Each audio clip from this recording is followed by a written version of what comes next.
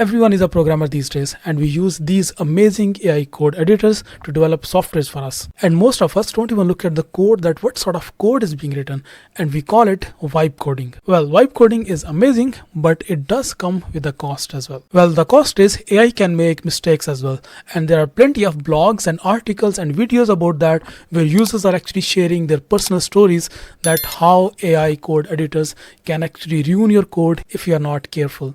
Well, to fix this problem and to make your software robust and to have minimum mistakes and bugs in your code, the best way is to do software testing. I know most of people who use AI code editors to develop softwares, they just ignore this software testing part. So that's why I found this amazing AI agent that is probably the easiest and the best tool for software testing. The name of this tool is TestSprite.com. You can just go to TestSprite.com, or you can simply just click on the link in description, and then you can access this amazing AI software testing tool. You can start using this tool absolutely for free because the free version of this tool allows you to do enough testing for your project. So once you open this website, simply just click on get started for free, and after that you can just sign up using your Google account.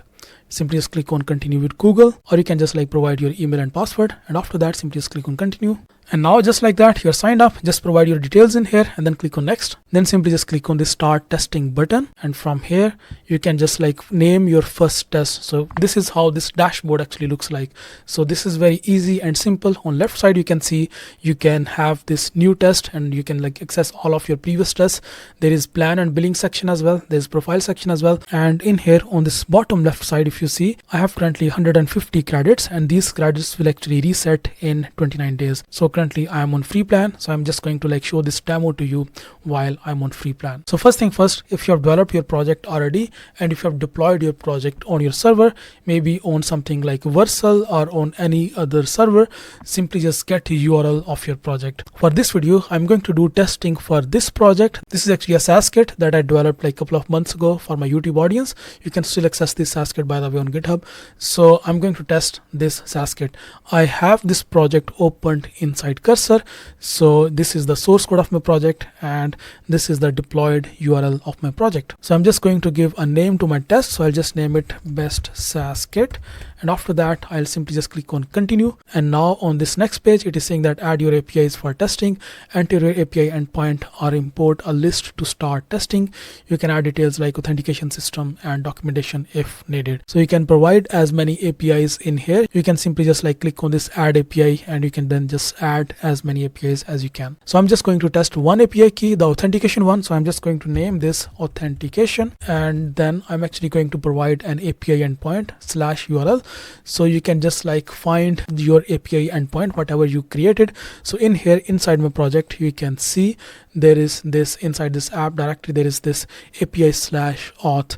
So I can just provide this in here. So my API endpoint is /API /auth. Simply just copy this URL from here, and then you can simply just provide it in here, and then I can just choose my authentication type. So I can simply just choose this basic username and password, and from here I can just provide my credentials key in here. Now next thing is I can provide any additional testing instruction for API details here to help AI generate test cases for you.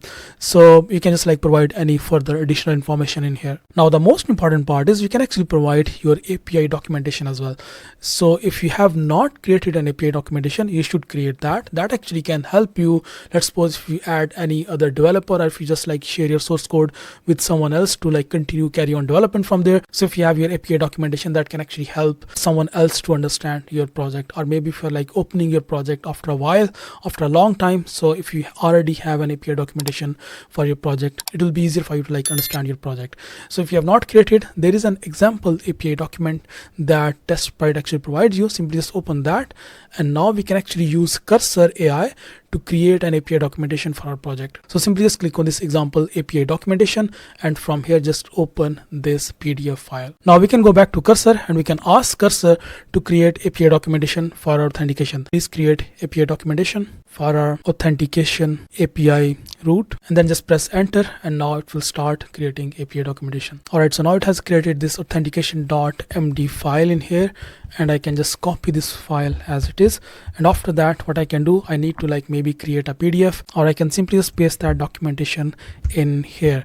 You can just like create a PDF file as well, or you can simply just like provide that in here. To create a PDF file, it is very simple. You can simply just open your Google Drive, and then you can just like open an empty documentation file in there, and after that you can just like paste that documentation in here, and then you can simply just give it a name.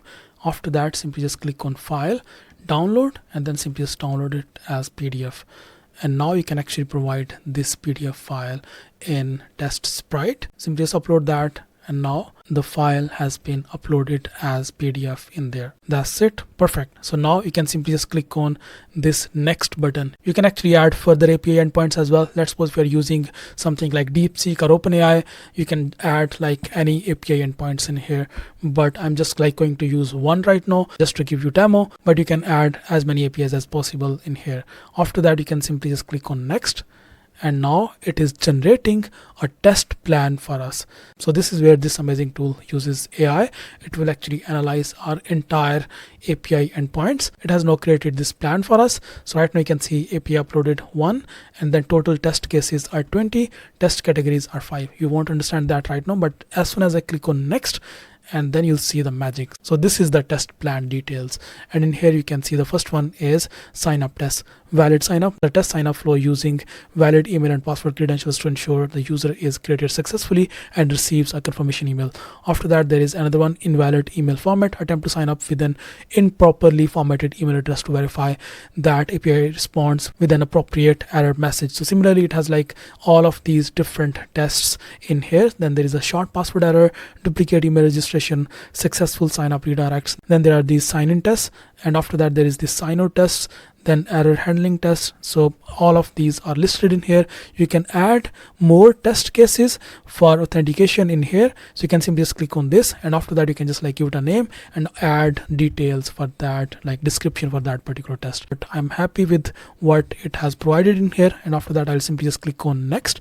As soon as I click on next, and now what it will do, it is now going to review test setup and configuration. It is now performing all of these tests in here, and then it will show us that which test has been failed and which ones are passed. And right now you can see these tests are failed. This one is the first one, and then there is a second one, then the third one, fourth one, fifth one. You can see in here the failed test and the passed test in here. And there is actually a chat functionality in here. I can ask about any of these particular tests in here. I can just ask it why this test failed, why this test failed. After that I can simply just press enter. So now it is showing that the test failed due to 405 method not allowed response status code. So now it will just like give a brief description why this test failed. Now I can just ask it to provide a solution, or maybe just I can copy this test script from here and then provide it in here. You can see right now it is regenerating the test. Please wait while the test is being regenerated, and then after that you can see just like cursor, it is asking us to accept changes. I can just like do that, and similarly you can do this for each of these failed tests in here. After that, simply just click on next, and now this is the front end testing now. So now you can actually provide URL of your website in here, and then we can actually do our front end testing.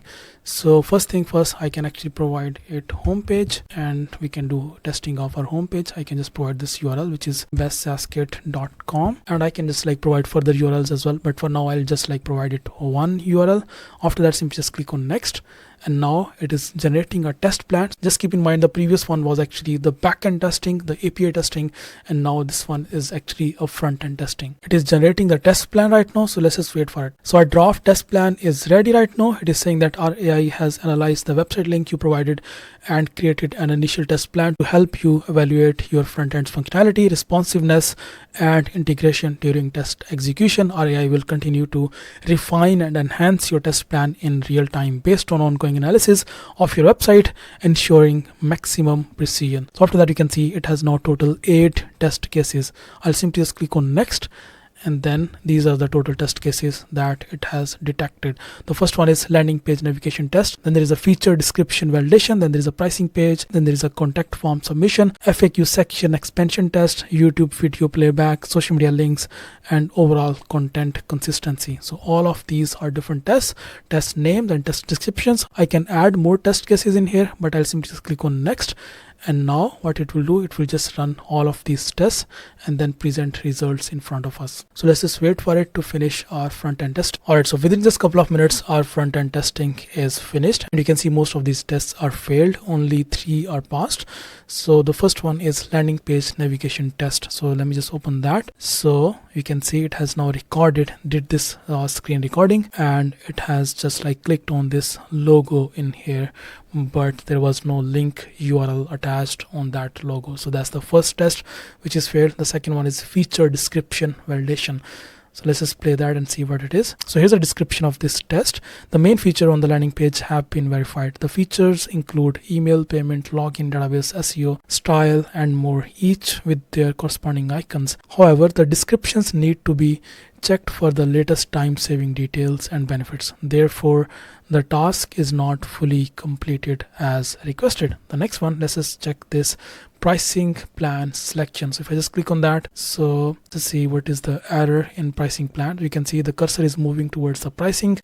As soon as it clicks on that, after that I think the Stripe page will not open because I have not done that. I have not integrated that.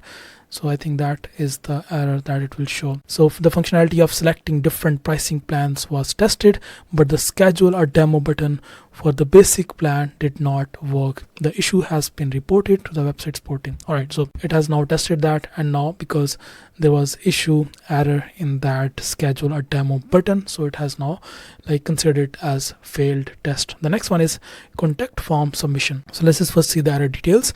The contact form could not be validated as the main page returned a 404 error. The issue has been reported. Okay, fine. So I'll simply just open that, and then let's just see.